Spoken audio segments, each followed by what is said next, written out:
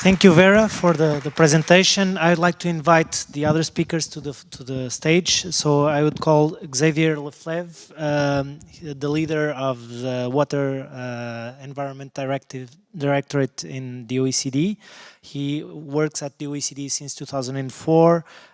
He has studied business administration.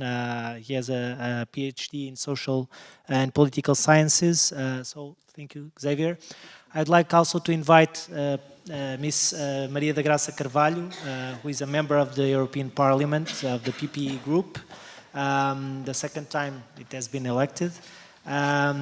She used to be an advisor for the Commissioner for Research, Science and Innovation, Carlos Moedas. She was the main advisor of the former President of the European Commission, Durão Barroso. Minister of Science of Portugal, catedrátic professor at the Instituto Superior Técnico, engineering expert. So numerous titles, namely a title from the President of the Portuguese Republic. So thank you. And then I would also like to invite Oliver Lobel. He's the Secretary General of the European Water Services Association. He's been there in the position since 2006. He used to work also in SMEs association. He was a national expert at the European Commission. Also, he holds a degree in economics and an MBA in international business. And also, finally, but not least, I would like to call Vania Pacanyan. She's a senior water economist at the European Investment Bank. 20 years experience as a water economist and a policy analyst. She used to be a global policy manager at the CDP. She worked several years at the English Environmental Agency, and she graduated in economics and a PhD also in public policies and urban studies. So thank you all for joining us at this very relevant session. I would like to, so we have set the stage for the discussion with this study, but I would like to invite you to discuss a little bit about this topic, which is very relevant. So I would kindly ask the Mrs. Maria da Graça Carvalho to comment a little bit on how the information is important for policies, and how is information relevant so that the policies are aligned with the objectives. We have seen that we have gathered some information, but some is not totally available. So what role do you think that regulators can play in having more information, in gathering that information, and in providing that information for decision makers and for policy makers in terms of this study, but not only?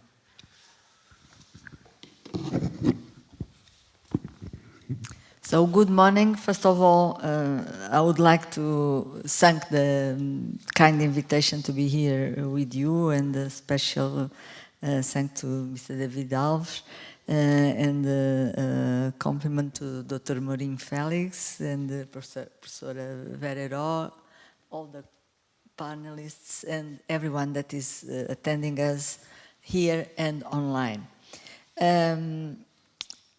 Information is key for the policy making and for any decision process. And the role of regulators is crucial. I tend to compare with, because I have been heavily involved now with the energy, I'm rapporteur on the energy regulation that we just finished an agreement 4 or 5 days ago with the Council, and now we are finalizing the energy market design. And there are points of difference, but there are certain similarities, and it could be some lessons to learn from the energy to the water sector.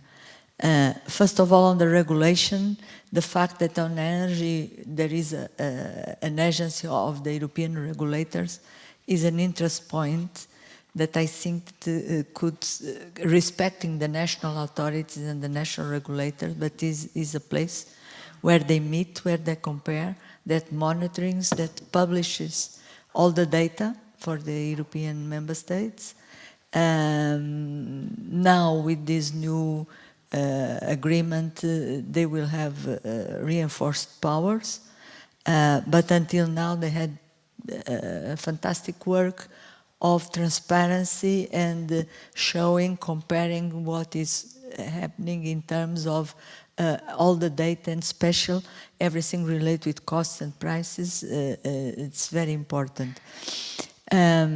So as Professor Verreiro said, that there is a lot of work to do for the future. This could be one of the scenarios that you could push forward, because I think that will be important for the water sector.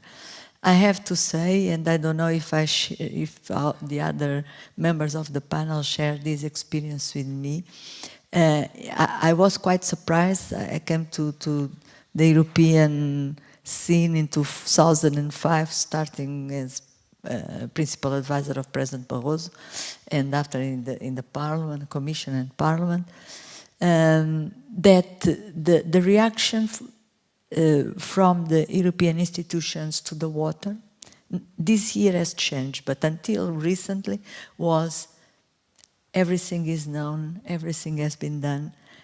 So it was difficult to push new initiatives, even in the research and innovation programs that I have been rapporteur of several times. Was difficult to push for the water area, because there was this concept that in the past, in the 70s and 80s, we have done a lot in water, so water is a set subject, and it's not true as we have. Looking at this, at your presentation, and what is required to be done, and the impact that this will have on the consumers, and a lot, even from the research point of view, a lot needs to be done. There are new pollutants, so we need, from the research, from skills, from the infrastructures, from the regulation, the legislation. We need to do a lot of work on water, and this is my first comment. It's very interesting, the perspective. So I'd like to ask Xavier also to comment a little bit. The OECD is the excellence institution for better policies. So I would kindly ask you also to, since you have also been involved in estimating some of the impacts, or in other areas also of water. So I'd like also to invite to comment on this. Thank you, David, for your kind words. No pressure, of course. And I would like to first thank Warek for the invitation, and in particular, Andrea Guerini, your president. It's very rewarding for us to engage with economic regulators on water. As you know, the OECD is an economic organization, so, and we do believe that economic regulation has a distinctive role to play, especially when it comes to managing water. And actually, I would like to highlight 3 areas where we think economic regulation can play a particular role. Of course, we will be talking this morning about the performance of utilities. You already mentioned the role of KPIs, and I'll come back to that. But there are 2 other areas where economic regulation can play a role. The other one, of course, is setting prices that are appropriate, and there is a very important role of economic regulators to somehow shield the tariff setting process from political interference, and that's a very valuable.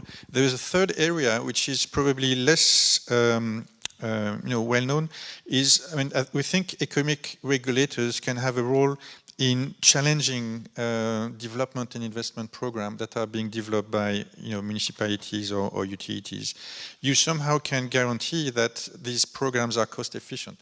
And when you see the magnitude of the investment gaps and financing needs that the president of ERSA mentioned earlier, obviously being able to challenge and ensure cost efficiency of investment programs is really critical, because that's where the orders of magnitude maybe can change. We had very interesting collaboration in the last 2 years with Estonia and Lithuania in particular, where we were able to show how economic regulation, by challenging again the investment plans of utilities, can generate economies of scale and really benefit water users, because in the end that will minimize investment needs, improve cost efficiency, and minimize the impact on water tariffs. When it comes to information and data, of course, I mean, we think that regulators can have a very important role in sharing information and data on these three dimensions. So the performance of utilities, pricing, and the quality of investment plans. Benchmarking, when we talk about benchmarking the performance of utilities, a lot of attention is paid to defining the KPIs. We argue that it's also very important to really share information in a way that will be meaningful. So comparing, utilities which are operating under similar conditions. Information sharing can focus on cost, as has already been mentioned, but also very importantly on the quality of service. It's easy to save on cost if you sacrifice the quality of service, so you really have to share information on both dimensions, cost and quality of service, to have any meaningful lessons or messages that derive from that. We see a lot of benefits in terms of awareness raising, but also maybe in terms of acceptance. Water users may be better willing to pay for an additional service if they, for a higher price, if they really understand the efforts that are being made by the service provider in terms of cost efficiency and quality of service.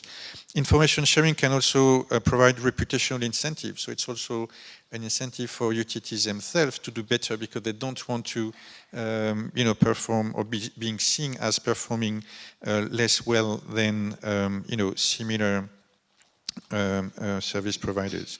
And as I must say that in that particular role, ERSA has really set a standard. We are in our work. We reviewed your quality of service regulation, and we think that ERSA is probably offers a role model on how benchmarking can be done in a smart and meaningful way. Again, focusing not only on the sophistication of KPIs, which can be a distraction somehow, but paying very much attention on comparing and sharing information about comparable utilities. So ensuring that the information that is shared is meaningful, that people can relate to that.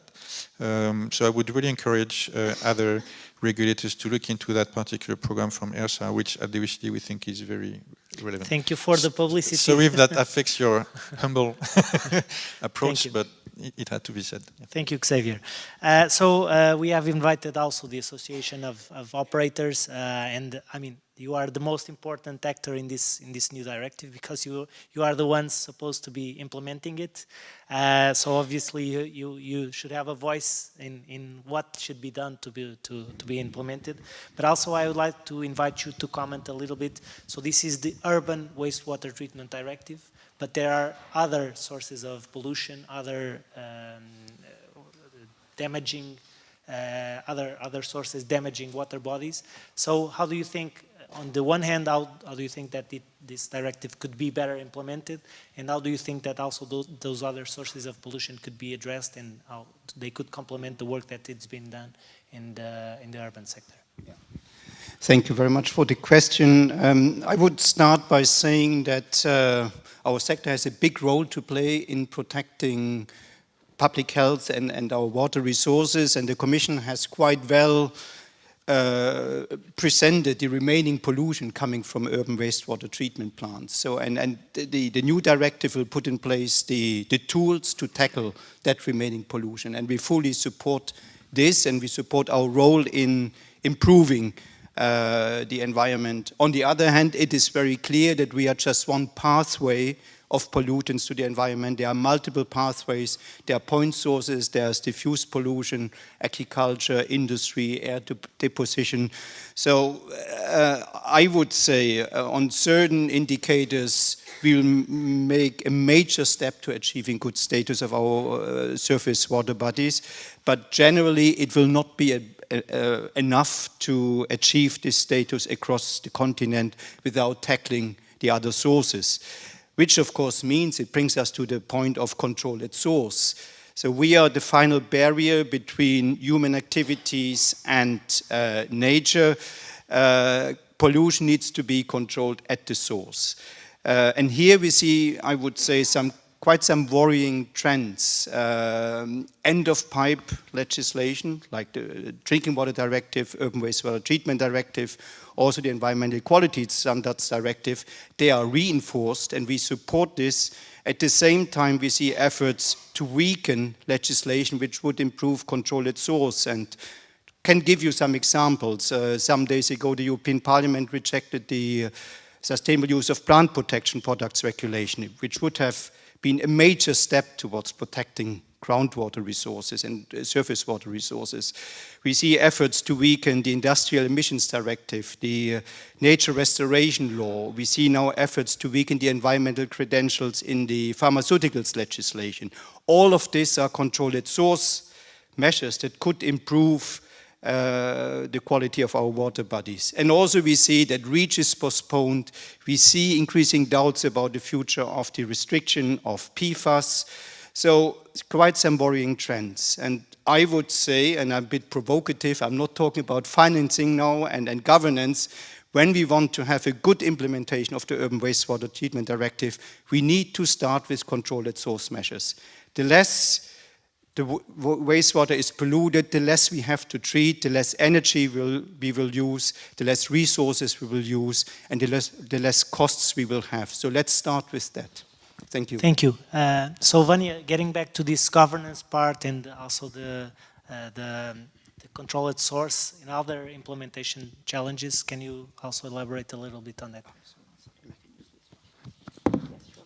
Good morning, everyone. Before responding, let me thank you for the invitation. It's really a great pleasure to be here with the other panelists and with the audience here and online. Yeah, in terms of really the challenges and the points that was just raised, clearly, let me start by reflecting on the fact, and that was also recalled in the main presentation, that we know that the business case for revising the Urban Wastewater Treatment Directive is there. Benefits outweigh the costs of a ratio from 2 to 10, according to the member states. So this is the right thing to do now. But as it was raised, there's a huge need to raise financing because the upfront costs are huge. I was checking the impact assessment the other day, which quotes an upfront investment need that is one-off implementation cost of 28.6 billion euros. So we are talking about huge investment needs here. And clearly, as it was just raised, we need, I do agree on the fact that we need to change the way we approach problems. As a public bank, the EIB, as was already mentioned, support the implementation of EU policies and legislation, but we do not stop at financing project compliance to regulations. And what we see from the operations we finance is that the main drivers for investment in water supply and sanitation, that is the projects that are submitted for our financing from promoters all over Europe, are driven by compliance, but also by other drivers like maintenance of sustainable services, including ensuring resilience and higher efficiencies in services delivering. And I can tell you, because I've tested this on the ground with the operations that I'm appraising as part of our due diligence processes, operators are more and more aware of the need to tackle challenges, for instance, coming from climate adaptation. And they are proactively proposing projects that reduce leakages, for instance, as a response to the increase in energy prices. So what we see on the ground is a dynamic operating environment which try to address the challenges along the way. But clearly, this is part of the picture, and I do believe personally that we need to adopt a systemic thinking approach, where we do not tackle pollution at the end of the pollution production process, but at source, as it was just mentioned. As a bank, we, as it was already mentioned, we require that tracking systems are in place and are set to make transparent and credible tracking of progress in this respect. And I do, going back to the, if I can mention, going back to the reporting requirements, we do believe that, as it was mentioned, the EU taxonomy play a great role, not just in terms of catalyzing and mobilizing private investment, but also as a driver of technological change. But again, we really need to work all together because the problem is complex and comes from different sources and needs to be tackled. So Vanya, getting back to the financing part, so we have seen that 22% of the financing would come from public budgets. So these investments obviously will put additional pressure on public budgets, which are already pressured, and then we have seen that in the previous crisis. This is a very relevant aspect. And Mr. Mourinho Felix has already mentioned the blended financing that you are having with the recovery and resiliency facility. So how do you think that both the EIB and the financing instruments in place can be compatible with the financing of the EU cohesion funds and everything in order to achieve a better result? And how do you think that regulators can help in that process, in getting that, in ensuring that the investments are effective and that they are efficient in order to be cost reflective on a way that doesn't impact a lot on consumers? Yeah, so again, I think that the fact that implementation comes at a cost is not new. No, this is something that we've seen with previous directives, and the problem is, and that was made clear again by the graphs that we saw earlier, that this, again, is concentrated in a few years to start with, and adds up financial requirements to situations where there is not complete compliance to the regulation. So we have to catch up on insufficient compliance, and on top of that, we also need to invest to comply with new requirements. So the challenge here is really finding these additional sources in a sector that we know is already underfinanced. And this is a big, big issue. Okay, we can discuss whether this put pressures on the public budgets, whether it raises affordability issues. We know now that affordability issues, at least in some contexts, because we know there are some countries in Eastern Europe that might have some issues. So again, I would encourage to really look at the local scale, because there are some hotspots, affordability hotspots, from even what I see in the projects I assessed. But all in all, we know that member states nowadays spend less than 1% of their GDP on water and sanitation. And as a general principle, countries that have a high ratio of debt to GDP, such as Greece, Italy, Portugal, will have limited room to increase public budgets. On the other side, we have countries like Denmark and Finland, when tariffs costs cover already most of the service provision costs, which are in a different situation. But one pervasive condition is that, as was already mentioned, we need to increase efficiency of the operations. And to make this point, I'd like to quote a study conducted by the European Parliament last year that demonstrated that if the EU would operate at the efficient production function, so if we would maximize the efficiencies in delivery of services, the same amount of wastewater could be treated using 69% fewer resources. And the same share of residents, population, could be connected to a wastewater collection system with 82% fewer resources. Okay, apart from the robustness of these estimates, the point here is clear. We need to deliver more with spending less. And this is really crucial in a moment like this one, where the investment needs are huge. On the financing points and the financing gap, I'll be brief because my vice president touched already on several points. So my task today is made easier. But really, just to focus on the practical implication of my works, because I think that gives an idea on how we work as a financiers. We, as a financiers, we are well aware of the barriers to investments that the water sector face. And we try to proactively tackle two of them. That are the capacity constraints of the promoters that was already mentioned, and access to finance. How? The instruments were already mentioned, but just to reiterate how they work in practice. So blended finance. This is implemented by combining grants and guarantees that cover part of the costs of developing a project and also touches on technical assistance. So we try to really make sure that the operators present robust projects to us. And when I say robust,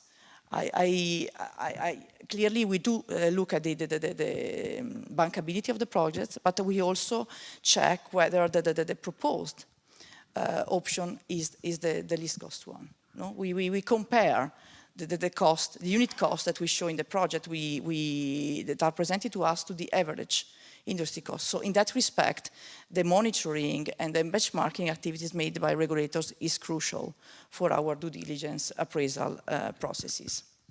Another instruments, InvestEU. I'll be really quick and wrap up.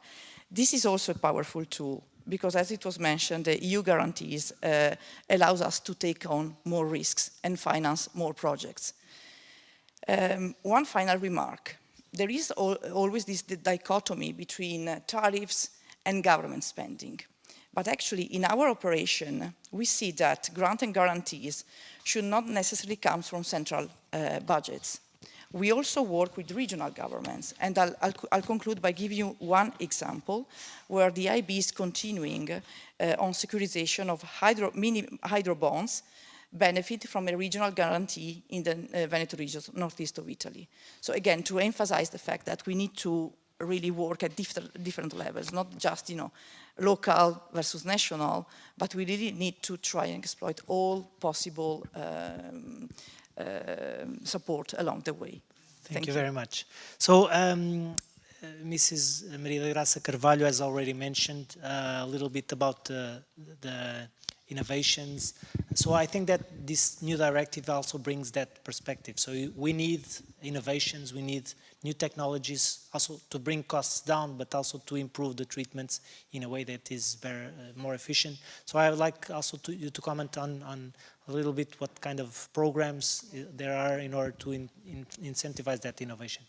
Thank you very much for this question, because I really want to pass this message in the Horizon Europe.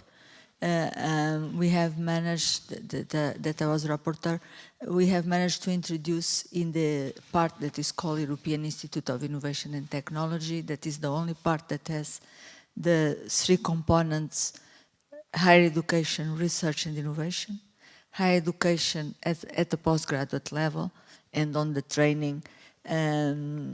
We have managed to include water for the first time, because I have been rapporteur in the previous one, and I have always proposed, and I failed because the no agreement in the council. Fortunately, this time we do this. I think is a more conscious that water really needs special attention, also from the research and innovation point of view. We managed to have these areas. So the call will open soon in 24. Is for usually is only a big project that is accepted, but that involves many member states, different levels of participants, coordinators, main participants, associated subcontractors. So it's really it tries to involve the community on water. I know that there are already some movements of stakeholders getting together to start preparing networks of consortia, so I draw your attention for this. And we think that it will be very important that we have big research and innovation and higher education program on the area of water. It has two components. It has the water, water quality, inland water, rivers is very complete, but also ocean. So Okay. is Thank you. a large program that is missing at the European scene of research and innovation, and because we have many things on environment, energy, food, raw materials, but the big program of water was missing. So I'm quite happy that we managed. And the fact that we managed is that, fortunately, this was the negotiations were finalizing during the Portuguese presidency that is quite aware of the importance of water, so that helped. Very good. Thanks a lot for that information. I think it's useful for everyone, and that you have managed to achieve that new financing mechanism for research. So one other innovation that I would like to invite, and that I invite the Xavier to comment, was the extended producer responsibility that was introduced also in this new directive. So this is the third part of the financing, and hopefully it also brings out to what Oliver has mentioned, that we control the sources of pollution, so that we give the incentives for also the producers to do something about it. So could you please comment on that? Well, you just introduced it brilliantly. I think this idea of extended producer's responsibility is really interesting. It's part of a very intense discussion we had with DG Environment in the context of the preparation of the revision of the directive. For those who are not very familiar with the concept, so the idea of extended producer's responsibility is to extend the producer's responsibility for a product beyond the consumer use of the product life cycle, making sure that the producer somehow is accountable for what happens after use. So when the product is being disposed of, by consumers, there is a very strong and quite positive track record in solid waste management, and it's interesting that I know that some of the WAREG members operate both on water and solid waste, and there are indeed lessons to be learned. And it has actually helped to relieve the financial burden for managing end-of-life products from municipalities and taxpayers. A distinctive point about or benefit of extended producer's responsibility, as you just said, is that it provides incentives for producers to find cost-effective solutions. So EPR can really be an incentive for innovation. That's what makes it different from a tax. Extended producer's responsibility is not merely a financial instrument, it's also a driver for innovation. In our work, I think we can argue that it works best with, in combination with other regulatory instruments, such as bans on particular products or permits or product requirement regulation. So EPR should be part of a broader regulatory package. It seems to be very relevant, in the new context for wastewater management, in particular to cover the additional cost of quaternary treatment. We know that these costs can be very significant, in particular for small communities, and you could actually question whether it is fair to rely on water users to cover these significant cost increase. Extended producer's responsibility somehow is a way to revisit or question the polluter pays principle and really try to figure out who the polluter is. It's not only the consumer, it's not only the water, it's actually not only the water user. It can be the consumer, but it's also the producer. And these are different entities, and it would be fair that these different entities are, involved or in sharing the burden. Of course, there will be challenges when it comes to designing and implementing these programs. My understanding last time we worked on this is that there are ongoing discussions in Germany with this idea of setting up a national water fund that would be, financed by some of these producers, manufacturers, and that could be mobilized to finance upgrade of wastewater treatment plants. Of course, the devil will be in the detail, but we see a lot of value into this direction. Again, insisting that it's not merely a tax or financing instrument, but a driver for innovation. So anything that contributes to facilitate or accelerate innovation from that perspective is welcome. And this is not innovation merely in the water industry. This is innovation in the pharmaceutical industry, chemical industries, and others. So we see a lot of potential here. Thank you, Xavier. So Oliver, I'd also ask you to comment on this. Yeah, thank you. Yeah, it's a paradigm shift. So it was a very courageous step by the European Commission to propose that. For the first time, we will probably have extended producer responsibility not for an end-of-life product, but for substances dissolved in wastewater. So it's also a recognition that we have substances in wastewater that shouldn't be there, and that somebody is responsible for having put these substances on the market as part of products and having made also, benefits with these substances, which is legitimate. But these substances create costs at the end of the value chain, and these costs should be borne by the one who also makes the benefits, who puts the products on the market. So it is a very bold step, it is a very impressive step, and I do hope really that the trilogue negotiations, which are ongoing now, will end with 100% financing really of quaternary treatment through extended producer responsibility. When we look at the practice, and we have seen the figures in the beginning, the overall cost increase for consumers can be really limited if the cost for quaternary treatment, so CAPEX and OPEX, can be covered by extended producer responsibility. And if you look at smaller communities, certain countries, they will not be able to finance it without this support coming through EPR. And one final point which I would like to make, again, our focus is on control at source. But as it doesn't seem to work for a number of substances, then we have to look at the polluter pays principle. So it's the second best solution, but we need it under the circumstances. Thank you. Thank you, Oliver.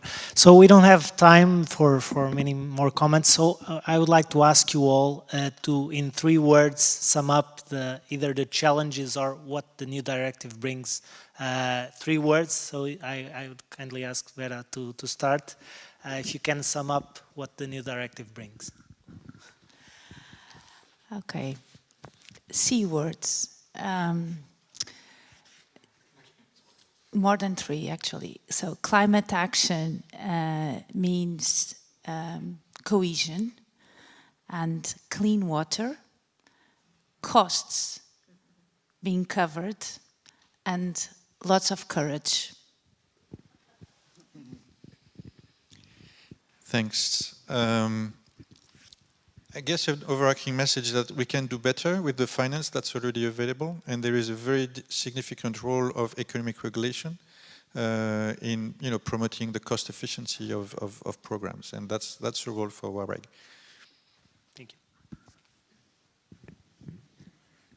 I would say pollution reduction, circular economy, because we are reusing, and the positive consequence on the climate action.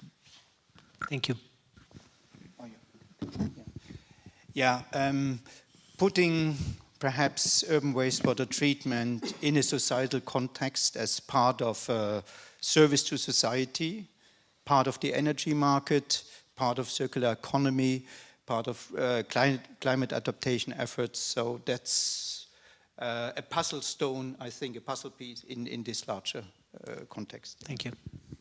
Yeah, and to conclude, I would say innovation, not just from a technological point of view, but also financial point of view. The Water Fund was mentioned, and I would also like to recall the recent creation of the standard for green bonds, which creates an enormous opportunities for operators in the water sector as the perfect candidates for proposing green projects aligned with the EU taxonomy. So I think we have the tools, we just have to be creative in the way we use them to fix the problem. Thank you. Okay, so we have finished. I would like to invite you all to have a great round of applause to the speakers.